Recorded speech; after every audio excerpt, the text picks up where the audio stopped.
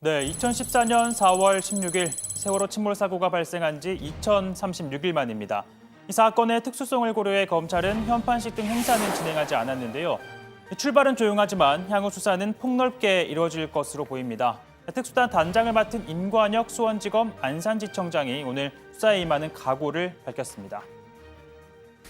검찰총장님의 지시와 같이 이번 수사가 마지막이 될 수 있도록 백서를 쓰는 심정으로 제기되는 모든 의혹을 철저하게 조사하도록 하겠습니다. 수사단의 모든 구성원과 혼연일체가 되어 지혜와 정성을 모아 최선을 다하여 수사하도록 하겠습니다. 특수단은 모두 8명으로 구성이 됐습니다. 임관혁 단장과 함께 조대호 대검 인권수사 자문관, 용성진 청주지검 영동지청장 등 부장급 검사 2명이 합류를 했죠. 그리고 평검사는 5명인데요. 안동건, 한상영, 김경태, 최갑진 그리고 김상범 검사입니다. 모두 내부에서 수사력을 인정받아 이번 특수단에 합류한 것으로 전해지는데요. 특히 김경태, 한상영 이 검사 2명의 이목이 쏠립니다. 동갑내기인 2사람은 모두 서울과학고 출신인데요. 김 검사는 검사들 중 드물게 서울대 공대 출신으로 변호사 시험 1기로 2012년부터 검사 생활을 시작했습니다.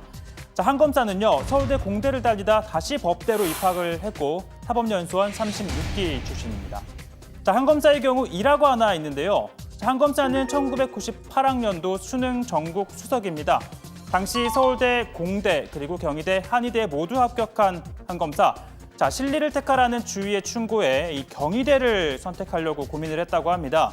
이 소식을 들은 서울대 공대 측에서 축하난과 전화 등 이렇게 구애를 보내 마음을 돌렸다는 건데요. 만일 당시 한의대를 택했다면 오늘의 이런 뉴스를 또 전해드리는 일은 없었을 겁니다. 특수단의 소위 과학 영재라 불리는 과학고 출신 검사 2명이 포함된 건 세월호 참사의 진상규명을 위한 의지를 내비친 거란 해석이 나옵니다. 세월호의 침몰 원인 등을 과학적 개념을 동원해 명명백백하게 따져보겠다는 건데요. 5년 전 검찰 세월호의 침몰 원인을 이렇게 설명했습니다.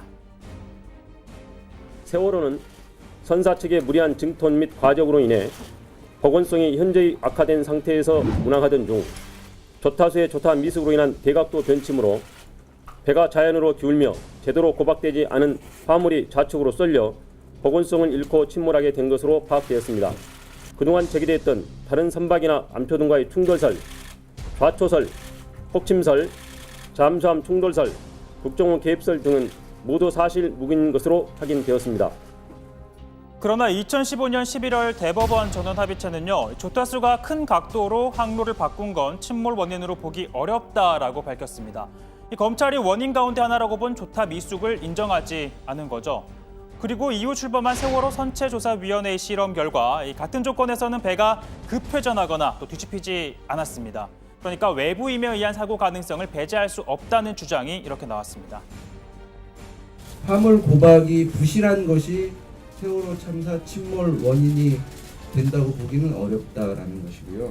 그동안 리프팅 빔으로 가려져 있던 선체 외판에 외부 충돌로 의심할 수 있는 그런 흔적을 발견했다라는 걸 말씀드립니다. 이거는 무슨 말이냐면 그동안 외부 충돌 흔적은 없다라고 했던 그 입장이 세월호 선체 자체에 의해서 부정되고 있다라는 의미입니다. 따라서 이번 재수사에서는 세월호가 왜 급변침을 했고 또 침몰했는지를 규명하는 것부터 이루어질 걸로 보입니다. 또 부실한 구조 의혹도 들여다볼 대목인데요. 당시 구조 작업에 관여한 책임자들 중 형사처벌을 받은 사람은 현장에 출동했던 해경 123정 김경일 정장 단 1명뿐입니다. 구조 업무 책임자인 김석균 해경청장과 김수연 서해해경청장 등에 대해 검찰은 당시 직무유기가 성립하지 않는다며 재판에 넘기지 않았죠. 그러나 최근 사회적 참사 특조위 새로운 의혹을 제기했습니다. 당시 맥박이 뛰던 상태로 구조된 임경빈 군, 이 헬기를 타면 20분이면 갈 수 있는 거리를 배를 5번 옮겨 타며 4시간 40분이 지나 병원에 이송이 됐고 이 정작 헬기는 당시 해경 수뇌부가 이용했다라고 말입니다. 긴급한 우리 아이를 수송했어야 할 그 헬기에 김수현 서해청장이 김석균 해경청장이 타고 간 겁니다. 꽉 막힌 도로 위에서도 앰뷸런스가 지나가면 모두가 길을 비켜줍니다. 그런데 촌각을 다투는 응급 환자를 이송했어야 할 헬기를 앞에 두고 왜? 무엇 때문에? 누구의 지시로 이런 짓을 한 겁니까? 김석균, 김수현, 김문홍 그리고 당시 현장 관계자들 당신들은 모두 살인범들입니다. 특수단이 또 들여다봐야 할 건 수사 외압 등 세월호 참사의 진실 규명을 정부 관계자들이 방해했다라는 의혹입니다. 자, 지금 민주당은 당시 박근혜 정부 고위공직자들이 검찰에 외압을 가했다라는 의혹을 제기하고 있죠. 우병우 당시 민정수석은 윤대진 광주지검 형사부장에게 해경 상황실 전산 압수수색을 하지 말라는 취지의 전화를 했다며 이 청와대의 외압 의혹이 제기됐습니다. 또 당시 황교안 법무부 장관은 김경일 123 정장에 대해 업무상 과실치사를 적용하지 말 것을 수사팀에게 요구를 했고, 자, 이를 받아들이지 않자 변찬우 광주지검장을 불러 질책했다라는 의혹을 받고 있습니다.